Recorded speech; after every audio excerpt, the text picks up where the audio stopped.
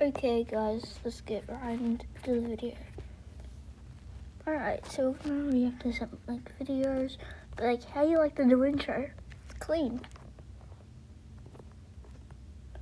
So we're gonna be reacting How to get free Subway. There are two different methods to go about getting yourself a Today we're gonna be reacting to Subway free Subway sandwich. The first method is to download the Subway app, and every time you buy a sandwich, just scan the app. And the second way is to just rob your local Subway.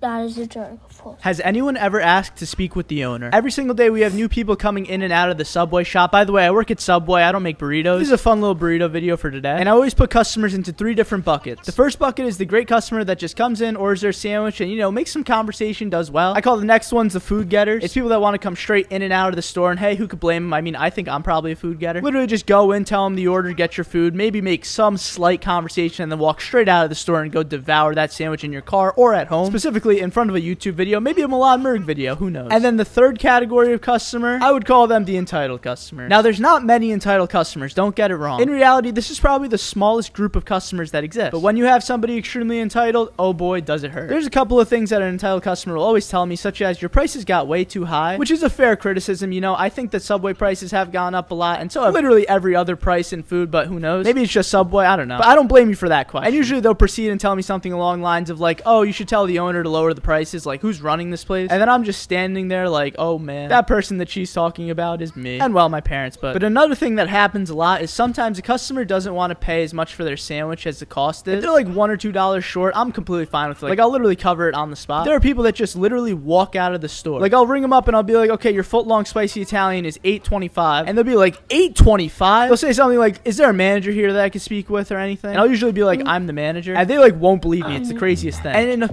You are a Karen. Don't ask to speak to the manager. Few rare cases when I say that, they say, can I get the contact of the owner? And I'm just standing there like, I'm about to end this whole man's career. And I tell them that I am the owner.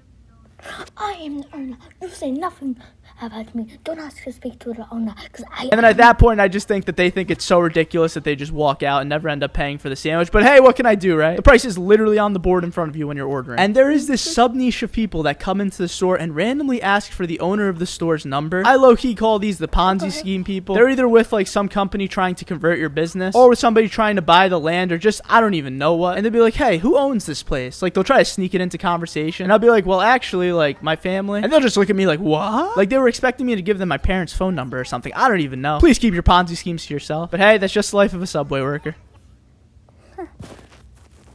That's it. What?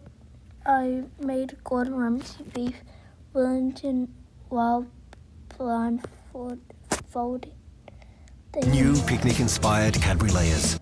Mill Sky, has someone ever tried to get you fired for a dumb reason? Well, buckle down. I mean, there's been a few times where somebody has tried to get me fired. I mean, in my opinion, I think all of them were for dumb reasons, but you guys can be the judge of that. So the first time that somebody tried to get me fired while I was working was when I was a young lad and I was working at the old Subway. It was basically like my third week in, and I had a customer come in that was giving me major attitude. He needed 3 different sandwiches and I was all alone, and he was already pretty ticked off from the fact that I was working alone. I guess he didn't want to wait for his 3 sandwiches, but whatever. We're just gonna move on from that. I'm going through making all of his sandwiches, and on the second sandwich he asked for it toasted, and when I put it into the toaster oven, the man must have had like a meltdown. I knew for a fact that I asked him if he wanted it toasted, but he claimed that I never even asked him, and I just threw it into the toaster oven, and I was like, it's okay, I'm just gonna make you a new sandwich. And the man must have been like on the biggest rush of his life, because he couldn't wait another second, and he basically told me that he's gonna leave and he's not paying for any of the sandwiches. And that's when I kind of got a little upset. It is my parents' sandwich shop, and I know that I shouldn't have any emotions while working, but it feels like just because the guy couldn't wait an extra 3 minutes that he had to take his anger out on us, and my parents are the ones that are gonna have to pay for it. So I basically said something along the lines of like, why are you just gonna come to a Subway and buy a sandwich if you're not gonna even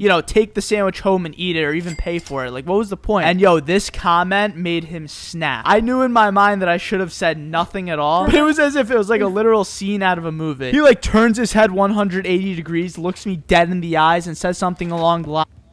It's like, What did you say to me? Kinds of like, I can't believe that you would ever even say that to me. I've never witnessed somebody so disrespectful in the fast food industry in my entire life. and I'm like, whoa. In your entire life, that must be a long time, huh? But I basically like knew that I fluffed up. I mean, I had no intentions of even like upsetting the man. I just kind of wanted to say what was on my mind. And in this moment, as a young lad named Milad, I realized I will never even acknowledge any negativity from a customer again. Well, that man went home and he actually filed a report to my parents about how I should be fired. He was basically like demanding them to fire me. And my mom was basically like, what'd you do? And I explained the situation to her, and my mom was like, welcome to your first real life experience with people. And from that moment on, I guess I just kind of lived my life and worked at Subway. Could you imagine if I got fired from that? My life would be so substantially different to this. Really sad, and you wouldn't even have like a successful YouTube channel probably. Okay, so yesterday, one of the craziest things I think that has ever happened at my... 7, I just want to 5, like 10 to 6 minute video. Thank you guys for watching. And see you on my